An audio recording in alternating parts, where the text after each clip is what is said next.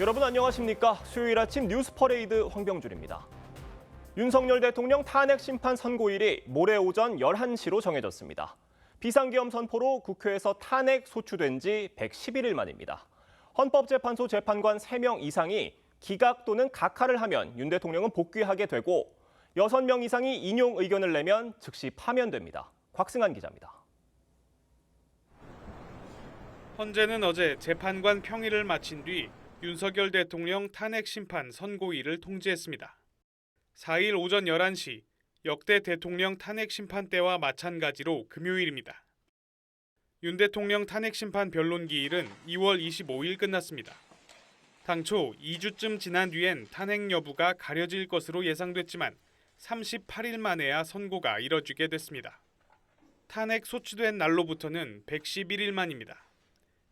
박근혜 전 대통령 때보다 20일이 더 걸린 겁니다. 재판은 오전 11시 재판관 8명이 입장하면 시작됩니다. 문영배 헌법재판소장 권한대행이 먼저 재판 진행 상황과 심판 경위를 설명한 뒤 주문을 낭독할 전망입니다. 박 전 대통령 선고 당시엔 재판 시작 21분 뒤, 고 노무현 전 대통령 땐 25분 만에 주문을 낭독했습니다. 이에 재판관 전원의 일치된 의견으로 주문을 선고합니다. 주문, 피청구인 대통령 박근혜를 파면한다. 윤 대통령은 재판관 8명 중 6명 이상이 인용하면 곧바로 파면됩니다. 반면 3명 이상이 각하 또는 기각 결정을 할 경우 즉시 직무에 복귀합니다. 선고는 지난 2번의 대통령 탄핵 선고 때와 마찬가지로 생중계됩니다. 방청석은 104석 규모로 온라인 신청을 받아 일반 국민 20명도 심판정에서 선고를 지켜볼 수 있습니다. TV조선 곽승한입니다. 헌재 재판관들은 선고 전까지 평의를 이어가며 최종 결정문을 가다듬을 전망입니다. 선고를 이틀 앞둔 오늘 헌재 상황은 어떤지 현장 취재기자 연결해 보겠습니다. 서영일 기자, 이 시각 헌재 주변 분위기는 어떻습니까? 네, 선고를 이틀 앞두고 경찰은 현재 주변에 차벽을 치고 만일의 사태에 대비하고 있습니다. 선고 당일엔 반경 100m 구역을 진공 상태로 만들겠다고 선포까지 한 상황인데요. 지금 현재 헌재 주변에는 소수의 천막농성 참가자를 제외하곤 집회 참가자는 대부분 보이지 않는 상황입니다. 선고 기일이 지정된 만큼 재판소 본관의 외부인 출입은 철저히 통제되고 있습니다. 헌재 재판관은 오늘 오전에도 평의를 열고 윤석열 대통령 탄핵 선고를 위한 막바지 작업을 이어갈 예정입니다. 앞서 연구관들이 작성한 최종 결정문 초안을 재판관들이 직접 다듬는 등 심혈을 기울이는 것으로 전해졌습니다. 대통령 탄핵 심판이라는 사안의 중대성을 고려해 사실관계 판단과 법리 적용 등의 한치의 오차도 허용할 수 없기 때문입니다.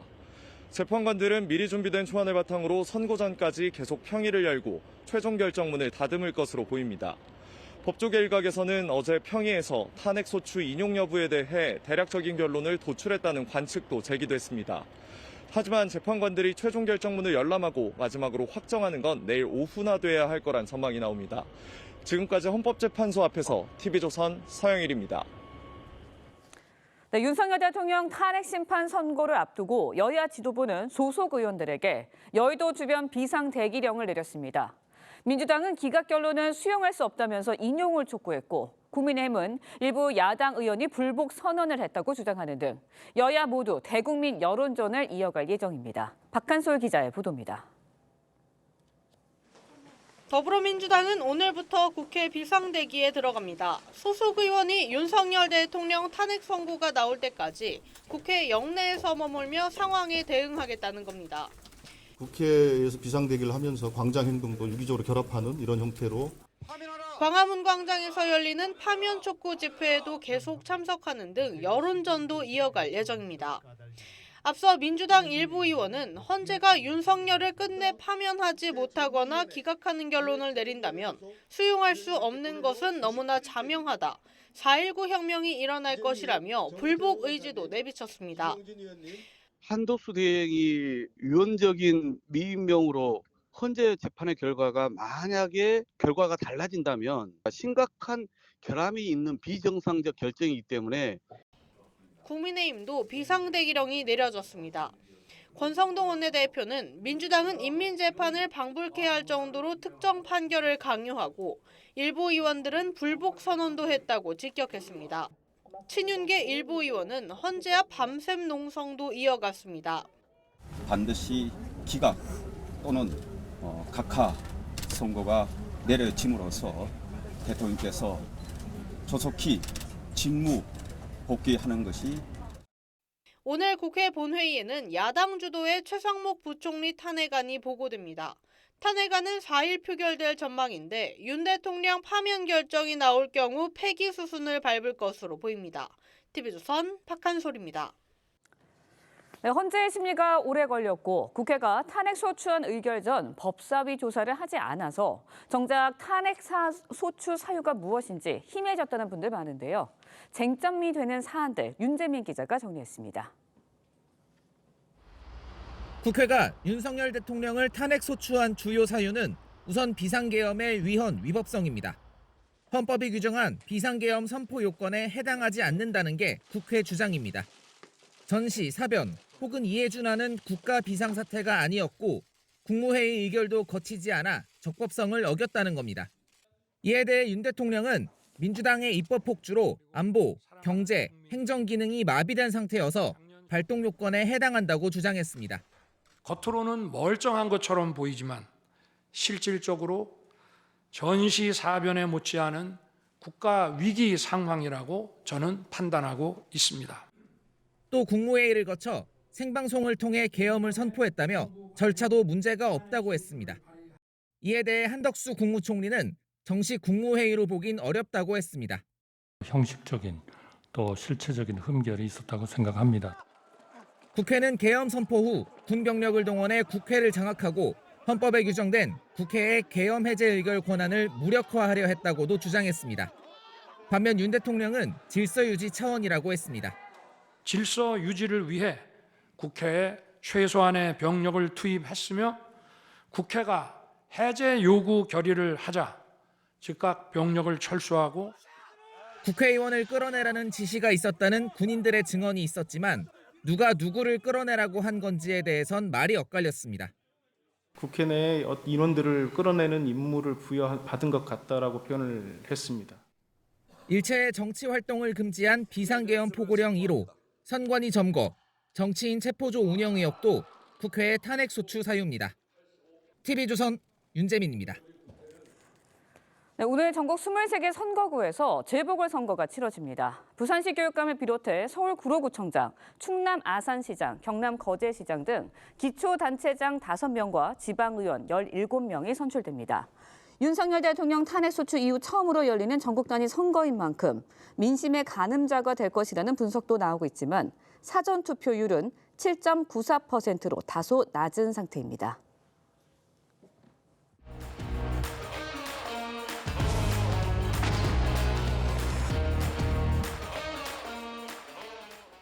전해드린 대로 헌법재판소가 모레 윤석열 대통령 탄핵 심판 결과를 선고합니다. 패널 4분과 함께 자세한 얘기 나눠보겠습니다. 윤기찬 국민의힘 법률위 부위원장, 김진욱 전 민주당 대변인, 강전애 변호사, 설주환 변호사 나오셨습니다. 안녕하세요. 안녕하세요. 먼저 헌재 선고일 지정 이후 여야 목소리부터 들어보겠습니다. 헌재가 빠른 시간 내에 기일을 잡은 것에 대해서 다행으로 생각하고 환영합니다. 법리와 양심에 따라서 공정한 판결이 내려질 것을 기대합니다. 헌법재판소가 내란숙의 윤석열 파면을 통해 민주공화국 대한민국의 국채와 국헌을 수호하는 단호한 의지를 보여줄 것이라 믿습니다. 사실 어제 오전까지만 해도 헌법재판소가 4월 18일 그러니까 문영배 이미선 재판관이 퇴임할 때까지도 결론을 내리지 못할 것이다. 그리고 평일을 계속 이어갈 것이다. 이런 관측들이 있었는데 4월 4일로 결국 정했습니다. 모레입니다. 4월 4일 선고 의미 어떻게 해석하세요? 일단 4월 18일 그 두 분의 재판관 임기가 만료 전에 뭔가 결론을 낼 것이다라는 예상은 많이 있었고요. 그러려면 4월 11일 그다음에 4월 4일인데 아마 11일 같은 경우에는 이제 또 여러 가지 논란이 있을 수 있거든요. 또 할 일도 있고 재판관들의 임기 앞두고 나서 이제 쉬는 시간도 있고 하기 때문에 근데 이제 최근에 정치권의 움직임도 영향을 끼쳤을 거라고 보는 것이 최근에 보면 헌법재판소 구성과 관련돼서 위헌적 법률도 자꾸만 발의가 되고 있고요. 예를 들면 대통령 권한대행은 재판관 임명을 하지 못한다. 이런 이제 법률도 발의가 돼 있고, 그다음 재판관 임기 만료되는 임기를 채웠는데도 불구하고 임기 연장을 하겠다는 법안도 발의가 돼 있고, 또는 마은혁 재판관 임명과 관련돼서 국정 마비를 초래할 정도의 재탄핵 논의가 있어요. 이 부분은 헌재에서 판결했음에도 불구하고 또 탄핵하겠다는 거기 때문에, 그렇다면 헌재 입장에서 보면 본인들 구성과 관련된 논란을 토대로 해서 국정이 마비되는 상황을 막아야 되지 않겠는가. 이런 상황에서 이루어진 4월 4일 선고기일 지정이기 때문에 연관이 없다고 보기는 어렵다, 개인적으로 그렇게 판단합니다.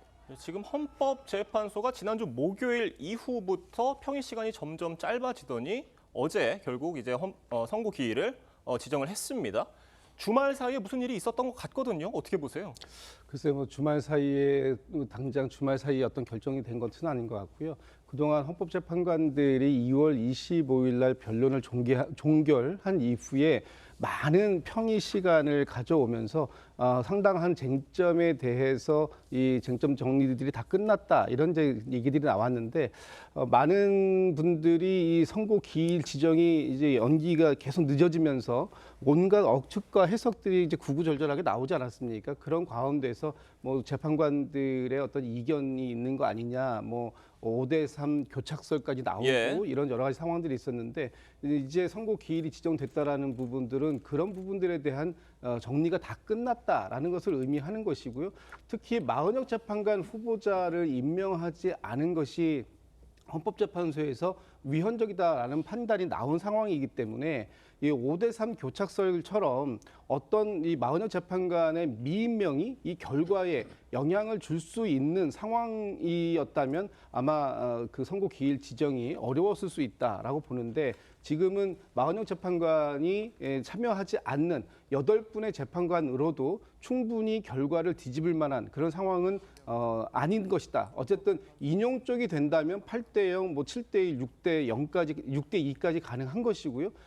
설령 기각이나 각하가 된다고 하더라도 4대4 뭐 이런 식으로 결정이 되지 5대3의 어떤 이 교착 상태의 국면은 벗어난 것이다, 이렇게 판단해 볼 수 있을 것 같습니다. 그러니까 마은혁 재판관 후보자가 들어온다 하더라도 결과에는 영향을 줄 수 없는 구도가 형성이 됐다는 그런 관측이거든요. 윤기찬 변호사님 보시고 어떠세요?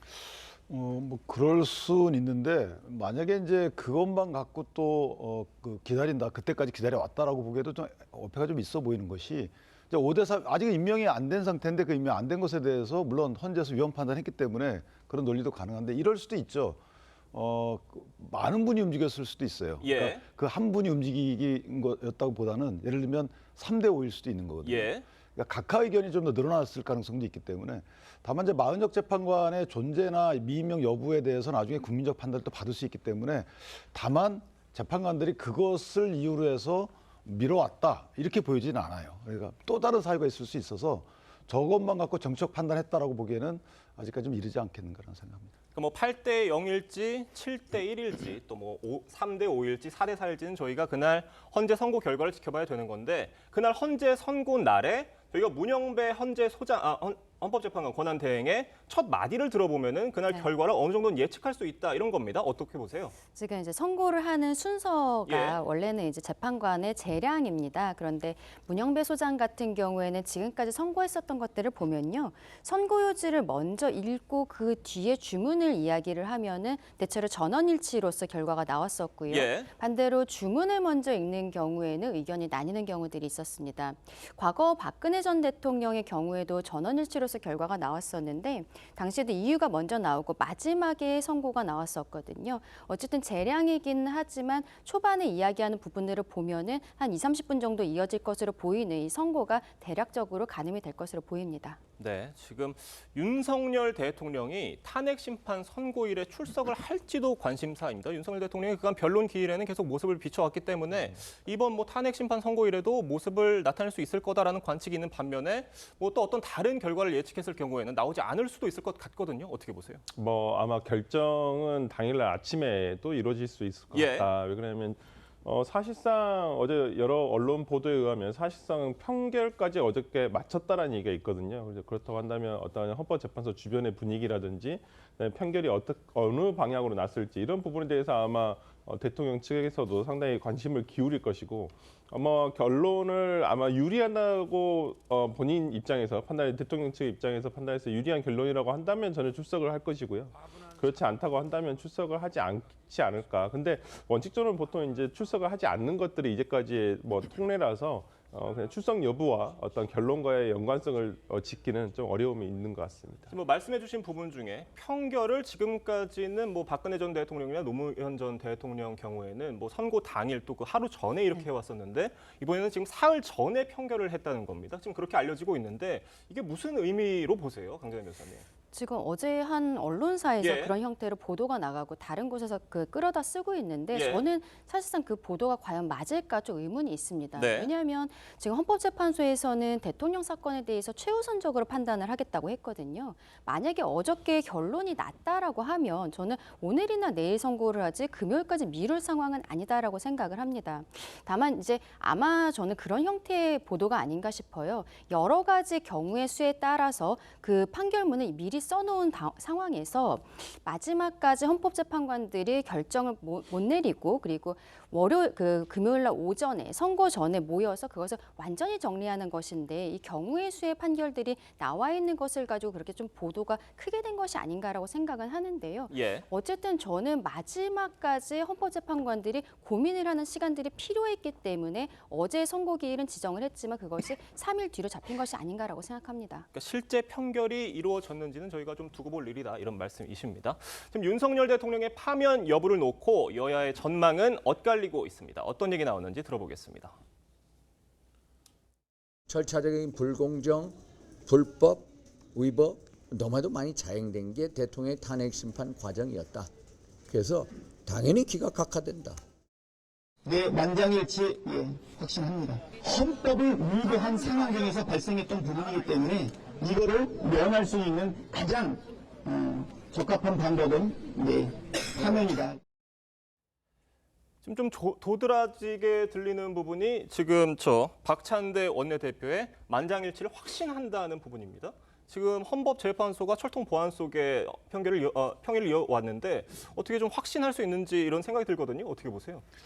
일단 마지막까지 아마 헌재에 대한 압박성 촉구 이런 걸로 해석될 여지도 있고요. 예. 또 하나는 양당 관계자분들 입장에서 보면 이제 전망보다는 희망에 가깝다 이렇게 보여지고 다만 만약에 이게 재판이기 때문에 엄밀한 법적 판단 잣대를 들이대면 사실은 이제 각하 의견이 나올 수밖에 없는 구조였고 특히나 이제 소추 사실의 동일성 부분이 좀 넘어서는 듯한 재판 전 과정에서 다른 재판을 했다고 읽혀질 정도로 소추 사유가 좀 변경이 됐던 부분이 있고요.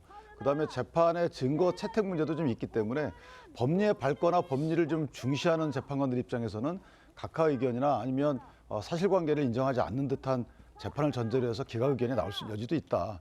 따라서 저 부분은 법적 분석을 토대로 한 판단이기 때문에 윤상현 의원의 판단 저 부분은 저는 개인적으로 동의한 부분이 있어요. 예. 그리고 박찬대 원내대표께서 하시는 말씀은 사실 이제 희망이 섞인 목소리가 좀 있다. 왜냐하면 8대0이 나온다라는 것은 저는 개인적으로 없지 않을까라는 생각이 들어요. 여태까지 흘러온 과정이나 분석 등을 종합해 보면 왜냐하면 이게 그 법적 잣대를 들이대면 물론 그냥 정치 대판이다 이러면 할 말이 없지만 재판이다라는 그 기준으로 보면 법률 적용 과정에서 8대0이 나올 수 있는 경우에서는 없지 않을까 개인적으로 생각합니다. 8대0 가능성 굉장히 낮다 이렇게 말씀을 해주셨는데 지금 민주당에서는 어찌됐건 8대0 인용 가능성을 가장 높게 보고 있는 것 같습니다. 이게 뭐 헌법재판소 내부 기류를 좀 파악이 된 게 있는 겁니까? 아니고요. 지금 헌법재판소에서 이번 윤석열 대통령의 탄핵 심판에서 5가지 쟁점을 정리했습니다. 예. 국회 선관위에 대한 침탈이 있었는지 여부, 또 포고령에 대한 여부, 포고령의 위반 여부, 그다음에 뭐 국무회의나 이런 법적 요건들이 절차적으로 제대로 지켜졌는지, 그다음에 마지막으로 정치인이나 법관에 대한 체포 시도가 있었는지 이런 5가지 쟁점이 있는데 이 하나하나의 사안에 대해서 전 국민과 전 세계가 다 지켜본 그런 현장들이 있었습니다. 완전 무장한 계엄군들이 국회와 선관위를 장악했고 그 과정들 속에서 여러 가지 상황들이 있었던 것, 이런 것들이 이미 확인이 됐고요. 그런 상황들 속에서 위헌성과 위법성을 평가하는 이 헌법재판소의 역할, 그리고 이런 상황들이 얼만큼 중대성을 갖느냐 하는 부분에 있어서 이 부분을 어떻게 위헌성이 없다 또는 약하다, 파면에 이를 정도의 중대성 위법성이 약하다라고 판단할 수 있겠는가? 그렇지 않다라고 보기 때문에 이 헌법재판소가 파면 결정을 할 것이다라고 이제 기대하는 것이고요.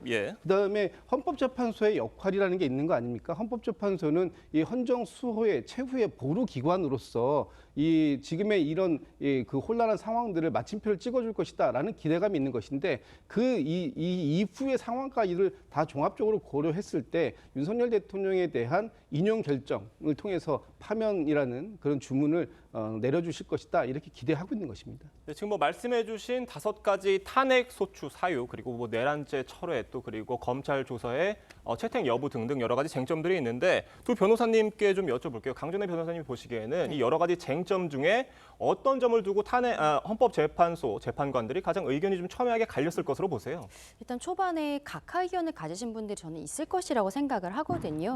내란죄 철회 부분에 있어서 이게 소추 사유가 동일하다고 볼 수 있는 것인가. 대통령 측에서는 한 80% 정도는 빠진 것이 아니냐, 동일하지 않다. 그래서 각하 사유라고 주장한 부분이 있는데 절차에 있어서는 아마 이 부분이 가장 중점적으로 볼 것으로 보이고요. 그리고 5가지 사유를 봤을 때는 그중에서 비상계엄 선포의 정당성, 이 부분을 아마도 중점적으로 볼 것이라고 생각을 합니다. 왜냐하면 비상계엄을 선포하는 것은 대통령의 헌법상 권한이거든요. 그런데 이게 국헌문란의 목적이 있는 경우에 사법심사의 대상이 되는 것이고 대통령 측에서는 그렇기 때문에 계속적으로 이것이 비상대권이다, 사법심사 대상 자체가 되지 않는다라고 이야기를 하고 있습니다.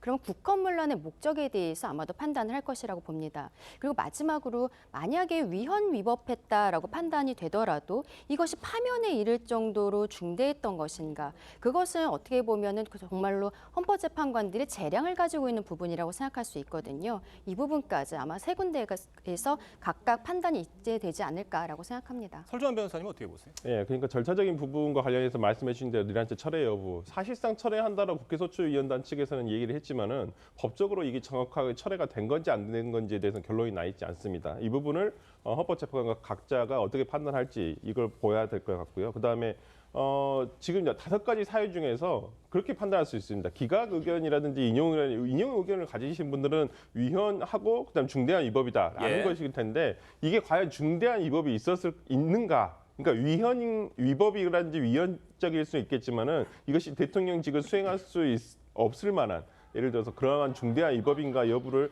판단할 것이라고 보이고요. 또 하나는 어떤 그 검찰에서의 수사기록, 이 7만 페이지에 달한다는 이 수사기록이 반대신문권도 전혀 보장되어 있지 않았고요. 그냥 일방의 진술에 불과한데 그것을 그대로, 왜 그러냐면 일반 법정에서 형사재판에서 그걸 증거로 쓸 수가 없음에도 불구하고 이걸 헌법재판소에서 그대로 증거를 채택해가지고 판단을 한다는 부분에 대해서도 아마 재판관 각자 어떤 개별적인 의견이 있지 않을까라는 생각이 들어서 이러한 부분 등이 아마 각하, 기각 또는 인용에 따르는 결론에 따라서 판단되는 부분이 있지 않을까라는 생각을 해봅니다. 네, 헌재가 어떤 결론을 내리든 정치권 지각 변동은 불가피해 보이는 상황입니다. 이 윤석열 대통령은 최후 변론에서 이 계엄의 정당성을 주장하면서 직무에 복귀하게 되면 임기 단축 개헌을 추진하겠다고 했습니다. 목소리 직접 들어보겠습니다. 무력으로 국민을 억압하는 계엄이 아니라 계엄의 형식을 빌린 대국민 호소입니다. 제가 직무에 복귀하게 된다면 자녀 임기에 연연해하지 않고 개헌과 정치 개혁을 마지막 사명으로 생각하여 87 체제 개선에 최선을 다하고 싶습니다. 그러니까 임기에 연연하지 않겠다, 임기 단축 개헌을 하겠다 이런 얘기로 지금 해석이 되는 부분인 건데 헌법재판소가 이 발언을 좀 어떻게 고려를 할 것으로 보세요?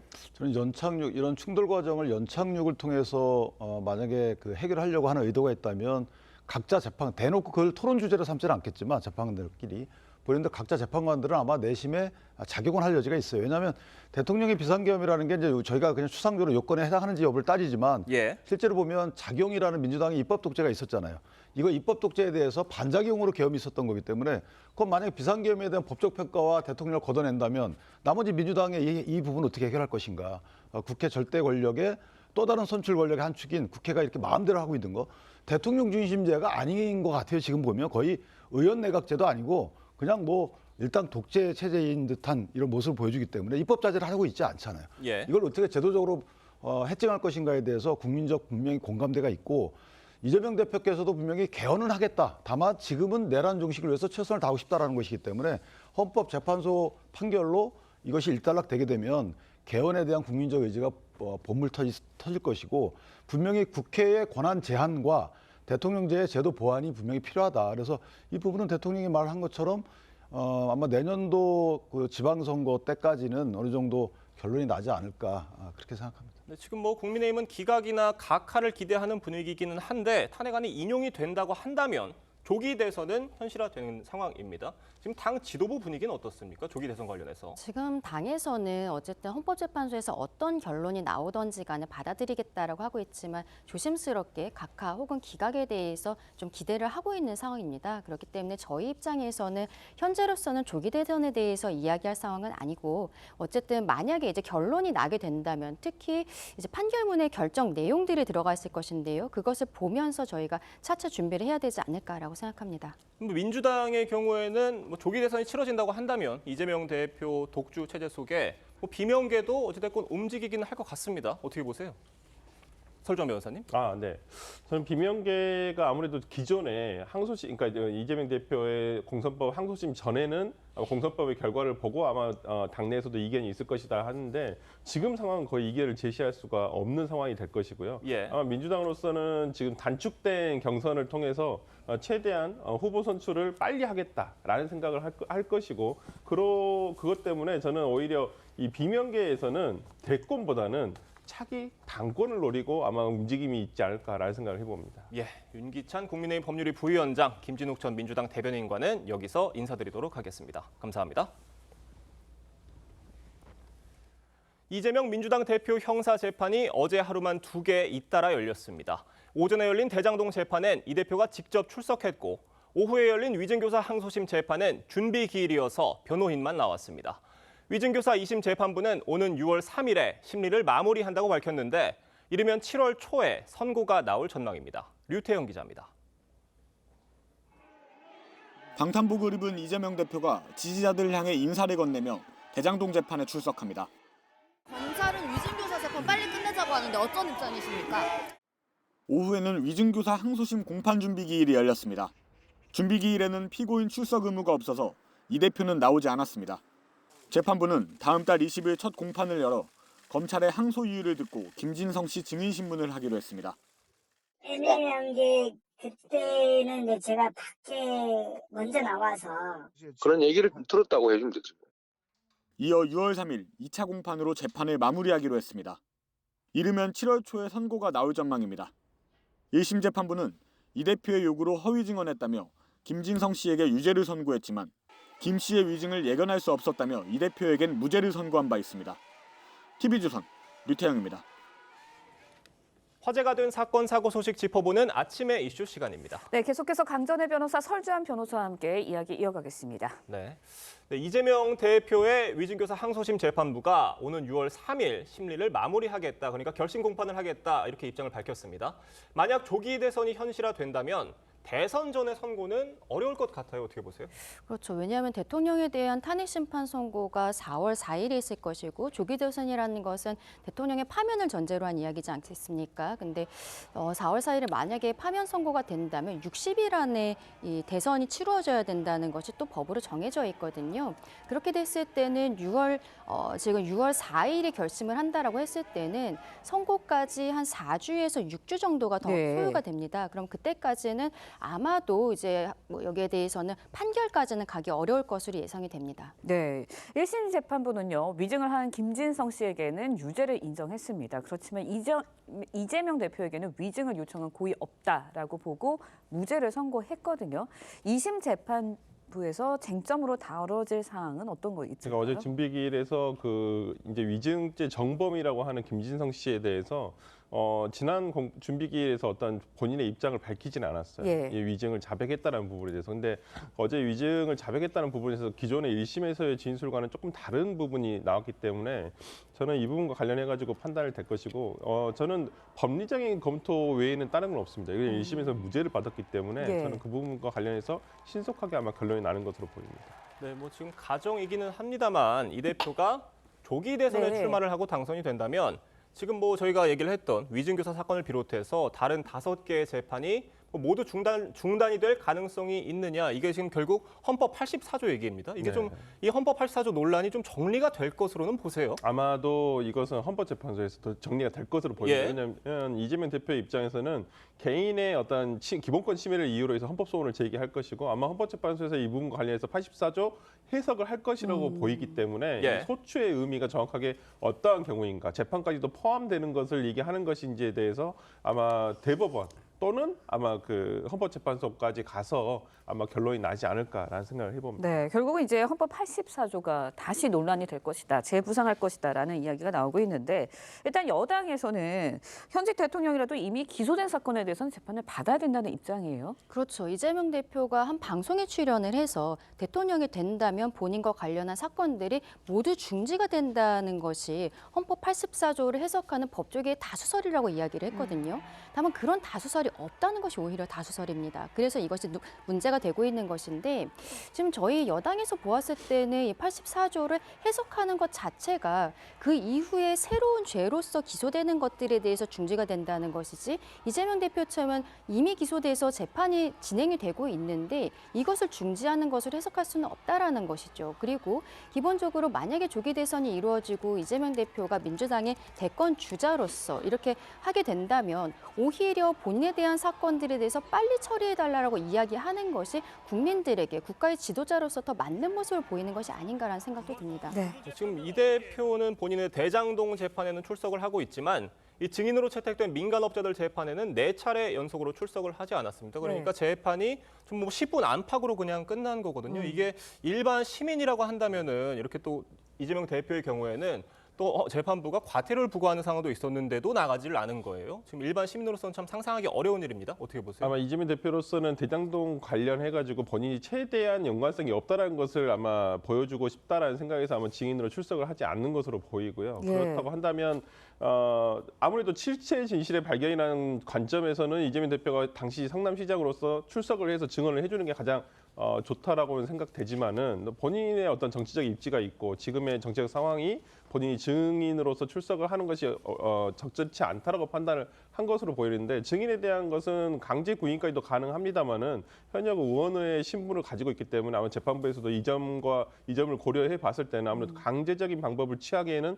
좀 어려움이 있지 않을까라는 생각이 듭니다. 네, 저희가 다음 이야기도 해보겠습니다. 장제원 전 국민의힘 의원이 어제 숨진 채 발견이 되면서 경찰이 정확한 사망 경위 조사에 나섰습니다. 현장에서는 유서가 발견이 됐다고 하고 유서 내용도 뭐 조금씩 언론을 통해서는 알려졌는데, 좀 어떻게 어제 이 소식 들으셨을 때 좀 어떠셨어요? 그러니까 좀 뭐 그래도 한 사람이 정치인이고 뭐 그러한 부분에서 개인으로서는 장제원 의원이라는 개인으로서는 가족들이라든지 그다음에 본인을 알고 있는 지인들에게는 상당히 비통한 소식이 될 수도 있겠다라는 생각이 좀 들었습니다만은, 또 지금 휩싸여 있는 의혹이라는 것들이 또 그렇게 간단치 않은 문제이기 때문에 그러한 부분에 있어서도 참 안타깝다라는 생각은 좀 들었습니다. 그러한 부분에서 실체 진실이 좀 발견됐다라고 한다면 더 좋았을 것이라는 생각을 들고, 어떤 사람의 생명이라는 것은 전 지구보다도 무겁다 그랬거든요. 꼭 이러한 법적 책임을 회피 또는 아니면 의혹을 밝혀내지 못하고 어떤 이렇게 그냥 마무리가 되는 부분에 있어서 사실관계적인 측면에서는 조금 안타깝다 생각을 합니다. 그렇지만은 어떤 유서에는 이제 가족에 대한 미안함을 표현하면서, 그렇지만은 이 사건의 피해자라고 지금 피해자인 분에 대해서는 전혀 언급이 없다는 부분에 대해서는 조금 아쉬움이 많이 남는 것 같습니다. 네, 일단은 뭐 짚어주셨지만 여비서 성폭행 사건은 공소권 없음으로 종결이 될 전망입니다. 일각에서는 말씀하신 것처럼 이제 가해자가 사망했어도 사건의 실체는 좀 밝혀져야 되는 거 아니냐. 그러니까 피해자에 대한 2차 가해일 수도 있고 피해자로서는 평생 이걸 또 안고 가야 되는 부분이기 때문에 이런 이야기도 있는데 어떻게 보세요? 이런 사건은 이제 권력형 사건이기 때문에 어떤 피의자가 사망했다고 해도 끝까지 조사를 해야 된다는 의견들이 있습니다. 과거에도 박원순 전 서울시장이 사망한 이후에 국가인권위원회를 통해서 성희롱이 인정되는 판단이 나오기도 했거든요. 이러한 형태로 지금 피해자 측에서 요구를 하게 될 것인지는 조금 더 지켜봐야 될 것으로 보이고요. 형사사건의 경우에는 피의자가 사망을 해서 이 사건은 종결되게 종결되는 상황입니다만 민사 소송을 제기할 가능성도 있습니다. 손해배상 청구를 제기하게 되면은 그때는 이제 유족들이 있기 때문에 상속인을 상대로 해서 손해배상 청구를 할 수 있습니다. 다만 이 사건 같은 경우에는 이미 한 10년 정도가 지난 상황이어서 소멸시효의 문제도 있을 것으로 예상이 되는데 이 부분은 아마 피해자가 변호인 측과 상의를 해서 앞으로의 방향에 대해서 잡게 되지 않을까 생각합니다. 네. 지금 장제원 의원이 참 억울한 부분이 있다면은 수사와 또 재판을 통해서 할 얘기를 하고 또 책임을 질 부분이 있다면 졌으면 어땠을까 이런 생각이 드는데 지금 장제원 전 의원의 사망 소식에 대해서 당 지도부 분위기는 어떻습니까? 아무래도 장제원 의원도 당에서 오래 계셨고 지도부에도 계셨기 때문에 개인적으로 친분이 있는 의원들 같은 경우에는 조문을 갈 것으로 알고 있습니다. 다만 이번 사건에 또 중대성 같은 것이 있고 이러한 상황이기 때문에 당 차원에서 지금 뭐 진행이 되고 있는 상황은 없는 것으로 알고 있습니다. 네, 알겠습니다. 오늘 두 분 말씀은 여기까지 듣도록 하겠습니다. 감사합니다. 고맙습니다. 트럼프 미국 대통령이 상호 관세를 발표하면 즉시 발효된다고 백악관이 강조했습니다. 네, 우리나라 시간으로 당장 내일 새벽부터 발효가 되는 셈인데 일각에서는 20% 단일 세율이 적용될 것이라는 관측도 나오고 있습니다. 곽승한 기자의 보도입니다. 트럼프 미국 대통령이 현지 시간 2일 오후 4시, 한국 시간 3일 새벽 5시 백악관에서 상호 관세를 발표합니다. My understanding is that the tariff announcement will come tomorrow. They will be effective immediately. And the president has been teasing this for quite some time, as you know. 미 언론은 모든 수입품에 대해 20% 단일 세율을 부과하는 방안이 검토되고 있다는 관측을 내놨습니다. 하지만 국가별로 다른 무역 장벽을 고려해 관세율을 차등 적용할 거란 전망에 무게가 실립니다. 트럼프 대통령은 상호 관세가 상대국의 관세에 대한 상호적 조치라고 강조해 왔습니다. It's going to be something that's going to bring a lot of wealth back to our country, tremendous wealth back to our country actually, and they're reciprocal. So whatever they charge us, we charge them, but we're being nicer than they were. 한국은 대미 수출 규모가 크고 미국의 무역 적자를 많이 유발하는 국가로 자주 언급돼 상호 관세 대상에 포함될 가능성이 높습니다. 상호 관세는 교역 대상국이 미국에 부과하는 무역 장벽에 상응해 맞불 관세를 부과하겠다는 트럼프 대통령의 대표적 관세 정책입니다. 백악관은 미국에 수입되는 모든 자동차와 부품에 대한 25% 관세 부과도 예정대로 3일부터 시행된다고 밝혔습니다. TV조선 곽승환입니다. 네, 트럼프 대통령의 상호 관세 발표 임박한 가운데 우리 경제 미칠 파장 주목이 되고 있습니다. 권혁중 경제평론가와 함께 자세한 내용 짚어보도록 하겠습니다. 안녕하세요. 네, 안녕하십니까. 네, 전해드렸던 것처럼 트럼프 대통령 상호 관세 발표하는 즉시 관세 발효될 예정이다라고 백악관 대변인이 직접 밝혔습니다. 그러면서 20% 단일 세율이 거론되고 있다라는 보도가 나오고 있거든요. 가능성이 어느 정도 있다고 보세요? 확실하다고 보시나요? 네, 제가 봤을 때는 보편적 관세거든요. 사실상 그렇게 된다 그러면 그렇게 된다 그러면은 사실 모든 국가에 대한 20% 관세를 책정하게 됩니다. 그렇기 때문에 지금 옵션 두 가지가 이제 그래서 이제 거론되고 있는 거예요. 외신들은 옵션 두 가지를 얘기합니다. 금방 말씀하셨다시피 20% 이제 단일 세율로 적용을 할 수도 있다라는 것과 그렇게 되면 트럼프 대통령이 공약 시절 후보 시절에 공약했던 부분 어떤 거냐면 보편적 관세 얘기했거든요. 10에서 20%. 그럼 그대로 되는 거예요. 옵션 두 가지가 있다고 말씀드렸죠. 옵션 두 번째는요. 상호 관세입니다. 말 그대로. 그동안 계속적으로 트럼프 대통령이 주장했던 건 상호 관세예요. 아까도 잠깐 리포트에서 나왔지만은 각국 나라가 미국한테 한 만큼 똑같이 되돌려주겠다라는 게 이제 상호 관세거든요. 지금 분위기는 상호 관세 분위기가 더 많다라고 이제는 생각하시면 되겠고, 그럼 이제 상호 관세에서 이제는 관세율이 이제 주목이 되고 있는데 이 관세율은 트럼프 대통령이 그동안 계속 얘기한 게 있습니다. 우리나라는 관대한 나라다. 상호 관세지만 각 그 상대국이 우리한테 했던 거 똑같이 하면 니네 나라는 못 버틴다는 거죠. 그러니까 관대하게 관세율을 깎아줄 수도 있다. 이렇게 얘기하고 있는데 지금 분위기는 일단 갑자기 튀어나왔던 20%의 보편적 관세보다는 보편적 관세보다는 제가 봤을 때는 상호 관세가 조금 더 가능성이 높지 않을까 저는 그렇게 보고 있습니다. 네, 근데 상호 관세 발표에 앞서서요. 미국에서 이제 미국 장벽 보고서라는 거를 발표를 했습니다. 근데 여기에서 우리나라를 콕 지목하면서 무역 장벽 벽을 좀 낮춰라. 그러면서 K 방산까지 네. 거론을 했거든요. 이거 어떤 의미로 받아들여야 돼요? 그러니까 이게 절충 교역에 대해서 이제 얘기를 했는데 이 절충 교역은 뭐냐라고 본다 그러면 예를 들어서 우리가 이제 미국산의 이제는 수입 뭐 방역이라든지 아니면 방산이라든지 아니면 무기 수출을 대해서 우리가 받습니다. 그러면 미국에 있는 기술을 이전받는 거예요. 이걸 이제는 절충 교역이라고 보통 얘기하거든요.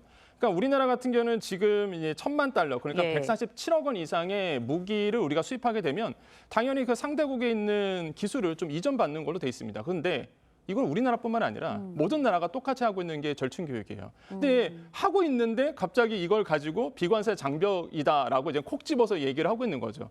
제가 봤을 때는 전략적으로 아마 미국이 이제 발표하지 않았을까. 왜냐하면 그 상호에 대한 관세에 대해서 발표하기 직전에 이제는 우리 시간으로 보면 3일 새벽 5시거든요. 5시죠. 그때부터 딱 이제 시작을 하는데 그 앞서서 갑자기 이제는 무역대표부에서 보고서가 하나 나왔단 말이에요. 그래서 이 부분에 대해서는 전략적인 측면 아니겠느냐.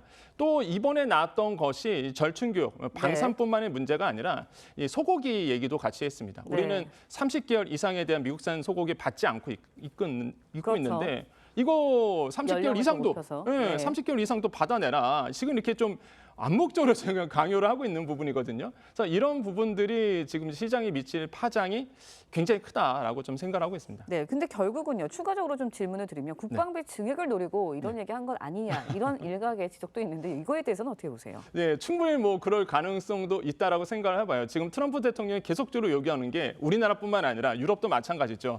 GDP 대비 이제 3% 이상으로 사실상 방산비를 늘려라라고 지금 얘기하고 있는데 이거에 대한 이제 뭐 암묵적인 또 압박이라고도 좀 생각을 해볼 수도 있습니다. 그래서 트럼프 대통령이 그러니까 주장하고 있는 것이 단순히 어떤 관세뿐만이 아니라 이런 비관세 장벽부터 시작해서 관세 이외의 것이도 계속적으로 각국 나라에 이야기를 하고 있다라고 좀 판단해 봅니다. 네, 그런가 하면요. 어제 뭐 블룸버그 통신 통해서 또 전해지기도 했습니다. 미국 상무부가 반도체 지원법 보조금 지원 보류를 검토 중이다. 이렇게 전하기도 했거든요. 그런데 우리 삼성이나 SK 하이닉스 이미 이런 지원을 좀 받고 있잖아요. 투자를 해서. 근데 그러면 이렇게 되면은 다시 검토하겠다는 거면 지원이 끊길 수도 있는 상황이라고 봐야 되나요? 맞습니다. 이게 지금 상황을 본다 그러면 이거예요. 이제 바이든 행정부 때 어떤 일이 있었냐 그러면 미국에 투자해 그럼 보조금 줄게. 그 보조금이 삼성전자는 우리 돈으로 6조 9천억 원이나 되고요. SK 하이닉스 같은 경우에는 6,741억 원이나 됩니다. 이거 아직 못 받았거든요. 이거에 대해서 캔슬할 수 있다, 취소할 수 있다, 아니면 금액을 줄일 수 있다라고 지금 미국이 얘기하고 있는 거예요. 아니 그동안 투자라 해서 투자해서 보조금 받기로 돼 있는데 이거를 이제는 미루겠다 하니 당연히 삼성전자와 SK하이닉스 입장에서는 발등에 불이 떨어졌다 보시면 되겠고 이게 삼성전자와 SK하이닉스뿐만의 문제가 아닙니다. 지금 미국은 노골적으로 미국의 투자라고 얘기하고 있어서 포스코 같은 경우가 지금 미국 투자 더 해야 되나 고민하고 있고요. 과거에 뭐 지난달이었죠. 현대자동차가 우리 돈으로 31조 원을 투자하기로 결정을 했잖아요. 그러니까 이런 점들이 국내 기업에 좀 압박으로 좀 다가오고 있는 거죠. 아마 제가 봤을 땐 줄줄이 뭐 포스코라든지 뭐 현대제철도 미국에 이제는 공장 세우기로 했습니다. 그래서 국내 기업들 대기업 중심으로 아마 미국에 투자가 더 늘어가지 않을까. 반대로 본다 그러면 우리나라에 대한 국내 투자가 상대적으로 줄 수밖에 없다. 이런 어떤 문제점을 안고 있습니다. 네, 그런데 이제 대기업들은 자금이 되니까 미국에 투자를 할 수 있지만 사실 중견 기업들 속수무책인 것 같아요. 피해를 입을 수밖에 없는 상황이지 않습니까? 그렇죠. 이게 상황이 그러니까 미국에 자꾸 투자하라 그런 거잖아요. 그러면 이제는 대기업들 같은 경우는 여력이 있는 곳 같으면 투자하죠. 현대자동차 하잖아요. 그런데 이제는 중소기업들은 좀 힘듭니다. 지금 대한상공회의소가 최근에 중소기업, 우리나라의 기업의 2,100곳에 대해서 서베이 조사를 했는데 여기서 봤을 때에 지금 60%가 직접적인 영향을 받을 거다라고 이제 응답을 했습니다. 거기에 보면은 이제 자동차라든지 부품, 그다음 배터리 이런 것들이 업종들이 굉장히 많았거든요. 중소기업들이 직관적으로 아니면 간접적으로도 타격을 받을 수밖에 없다라는 것이 여기서 이제 나오고 있고 그래서 지금 결국에는 뭐 한국에 대한 이 제조업에 대한 공동화 현상 한마디로 이게 빌공짜를 쓰는데요. 그러니까 속이 비어진다는 거죠. 산업에 대한 공동화가 일어날 수 있다는 얘기를 해요. 근데 지금 관세에 지금 문제 있죠. 우리나라의 노동 경제성은 유명하잖아요. 사실상 이런 부분도 있고 그 다음에 이제 이번에 나왔던 계속적으로 주 52시간제 계속 막혀 있습니다. 이런 어떤 규제 때문에 이 제조업에 대한 이제 공동화 현상이 일어난 거 아닌가 우려스러운 목소리가 그래서 이제 계속 나오고 있습니다. 네, 사실 우리나라 입장에서는 이른바 수출로 먹고 사는 나라인데 그런데 이렇게 관세 압박이 커지면 올 1분기만 해도요. 한국 수출이 작년보다 뭐 약 2% 감소하는 것으로 나타나고 있거든요. 네, 이제 통계가 나왔죠. 일단 1분기 수출이요, 이제 감소가 됐습니다. 이게 월로 보면은요, 3월 같은 경우는 수출이 증가했는데 분기별로 본다 그러면, 그러니까 1분기를 본다 그러면 작년 동기 대비해서 지금 보면 2.1% 하락하는 것으로 나왔거든요. 근데 지금 이제 관세 아직 현실화되지 않았습니다. 이제 현실화된다는 얘기예요. 그럼 예고만 했는데. 네, 지금 이런 상황에서 이미 수출의 영향력이 떨어지고 있다는 걸 본다 그러면 우리나라의 올해 GDP 성장률에 대한 악영향을 받을 수밖에 없고요. 이런 점을 봤을 때는 우려스러운 부분이 굉장히 크다라고 좀 생각을 해봅니다. 특히 북미 시장에서 우리가 수출품 1위가 자동차입니다. 근데 지금 아시겠지만 4월 3일부터 자동차 25% 관세 예고된 상태입니다. 이런 상황에서 만약에 자동차 수출이 미국에서의 관세 때문에 둔화된다 그러면 뭐 이건 공동화 현상이 정말 일어날 수밖에 없는 상황이라고 보시면 되겠고 줄줄이 영향을 받는다는 거죠. 그래서 지금 가장 큰 중요한 문제는 나라와 나라가 만나서 이 관세 문제를 빨리 풀어줘야 된다라는 점이 지금 뭐 우리 경제의 숙제로 안고 있습니다. 네, 짚어주시기도 했는데 이런 우려 때문에 어제 한덕수 대통령 권한대행과 4대 그룹 총수들 회동을 갖고 관련 대책을 논의했습니다. 정부가 이제 트럼프 관세 포탄 대응할 수 있는 대책으로 나라 대 나라가 만나야 된다고 말씀을 해주셨는데 구체적으로 어떤 대책을 마련할 수 있을까요? 지금 일단 경제안보전략 태스크포스를 이제는 민관이 만나서 이제는 열었습니다. 여기에서 이제 한덕수 권한대행이 계속적으로 이제 정부가 신경 쓸 일을 하겠다라고 얘기했고요. 그러니까 재계는 이런 얘기를 했어요. 나라가 해줄 부분이 있다. 이런 부분은 정의선 회장의 과거 메타플랜트 아메리카 공장에서 얘기했던 부분이 있는데 민간에서 할 수 있는 건 다 했다. 근데 나라가 해줘야 되는 부분, 관세는 나라가 이제 상호적으로 풀어줘야 되거든요. 그래서 이런 부분에 대해서 요청을 했다라고 밝혀지고 있고요. 결국에는 빨리 뭐 이런 전국이 좀 안정화가 돼서 미국과 한국이 나라 대 나라로 이제 상호 관세를 풀어줄 수 있는 이런 어떤 기회의 장이 좀 만들어져야 된다라고 재계에서는 요구를 하고 있습니다. 네, 내수 뭐 물가도 오르고 있는데 대외적인 압박도 힘들어지고 있는 상황입니다. 우리 경제 위해서 정부가 정말 발빠른 대책 좀 내놨으면 하는 바람입니다. 권혁준 경제평론가와 함께 이야기 나눠봤습니다. 오늘 말씀 여기까지 듣겠습니다. 고맙습니다. 네, 감사합니다. 네, 산불이 경북 영덕의 바닷가 마을에 덮쳤을 때 고령의 마을 주민들을 대피시킨 외국인 선원이 있었습니다. 마을을 돌며 산불이 난 걸 알린 이 선원은 거동이 불편한 어르신은 직접 업고 대피했다고 하는데요. 김동영 기자가 취재했습니다. 깜깜한 마을 뒤편 야산이 시뻘건 화염에 뒤덮였습니다. 불길을 몰고 온 강풍 소리와 어르신들의 당황한 목소리, 서툰 한국말이 뒤섞입니다. 나가자. 의성 산불이 영덕 바닷가 마을을 덮친 지난달 25일 밤, 전기와 통신까지 끊기면서 대부분 고령인 주민들은 산불이 다가온 것도 몰랐습니다. 내가 방송을 했지, 방송. 1차 방송을 하니까 안 나와. 문을 다 닫고 자. 그래가 안 되겠다 싶어가지고. 불길이 곧 마을을 집어삼키려는 긴박한 상황에 한 집 한 집 찾아가 산불이 난 걸 알린 건 인도네시아에서 온 청년이었습니다. 수기한토 씨는 이렇게 가파른 언덕을 오르고 올라서 어르신 7분의 대피를 도왔습니다. 걸음이 불편한 어르신은 업고 달렸습니다. 할배가 나이 많은데 그래도 빨리 못 가요. 그래 내가 빨리 얻어가지고 밑에 빨리 갖다 내려요. 마을 이장과 어촌 계장도 함께 주민들의 대피를 도왔습니다. 이들 덕분에 60여 명의 마을 주민들은 어선을 타거나 방파제 쪽으로 피신해 무사할 수 있었습니다. 고맙죠. 예.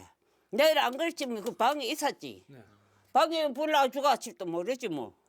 나는 여기서 8년째 살았는데요. 그래야 다른 사람 다 알아요. 뭐 가족 때문에요. 가족 때문에 똑같은데요. 오영주 중기부 장관은 수기한토 씨의 비자 연장 등 지원을 약속했습니다. TV조선 김동영입니다.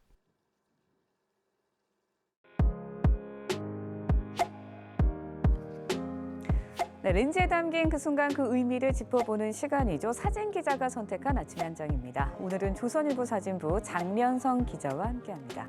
안녕하세요. 오늘 아침에 볼 사진 어떤 건가요? 스키 선수가 점프대에서 하늘 높이 날아오르고 있는 모습입니다. 지난 2주 동안 스위스의 생모리츠에서 프리스타일 스키 세계 선수권 대회가 열렸는데요. 알프스 산맥을 배경으로 펼쳐진 멋진 장면들 사진으로 만나보시죠. 웅장한 알프스를 배경으로 한 선수가 아찔한 묘기를 선보이고 있습니다. 두 팔을 힘껏 펼친 선수는 마치 슈퍼맨처럼 하늘을 나는 것 같은 모습인데요. 높이 15m에 달하는 점프대를 통과한 선수들은 여러 차례 회전과 뒤집기 기술을 선보이고 있습니다. 프리스타일 스키는 1994년 올림픽 정식 종목으로 채택되었는데요. 고난도 묘기를 선보일수록 높은 점수를 받습니다. 네, 높은 하늘을 나는 모습이 보기만 해도 아찔한데요. 이번 대회에 한국 선수도 출전을 했다고요? 네, 한국 프리스타일 기대주 정대현 선수는 모굴 종목에 출전했는데요. 모굴은 크기와 모양이 다양한 눈 언덕의 경사면을 빠른 속도로 내려오면서 회전은 물론 공중 연기까지 펼쳐야 하는 종목입니다. 20살의 정대윤은 한국 선수 가운데 처음 이 종목에서 동메달을 수상했습니다. 네, 우리나라에서도 저런 멋진 스키 점프 경기를 볼 수 있었으면 좋겠네요. 지금까지 아침 현장이었습니다. 오늘은 전국 대부분 지역에 봄비가 내리겠습니다. 낮부터 수도권과 충남 서해안에 비가 내리기 시작해 늦은 오후에는 그박 전국으로 확대되겠습니다. 예상되는 강수량은 대부분 5에서 10mm로 많지는 않겠고요. 일부 내륙과 산지에서는 쌀아구박이 떨어질 수도 있겠습니다. 오늘 내리는 비의 양이 적어 대기의 건조함을 해소하긴 어렵겠습니다. 전국 곳곳에 건조주의보가 여전히 이어지고 있습니다. 계속해서 불조심하시기 바랍니다. 대기 정체로 오늘도 서쪽을 중심으로 공기가 탁하겠습니다. 특히 수도권은 종일 초미세먼지 농도 나쁨 단계 보이겠습니다. 전국 하늘은 대체로 맑다가 오전부터 차차 흐려지겠습니다. 서해안에는 아침까지 짙은 안개가 끼겠습니다. 한낮에는 기온이 올라 일교차가 크게 벌어지겠습니다. 서울 15도, 대전과 대구 18도까지 올라 포근하겠습니다. 토요일에는 전국에 또다시 비 소식 들어있습니다. 오늘의 날씨 이나일입니다. 이상으로 수요일 뉴스 퍼레이드 마칩니다. 네, 저희는 내일 아침 7시 30분에 다시 찾아뵙겠습니다. 시청해주신 여러분 고맙습니다.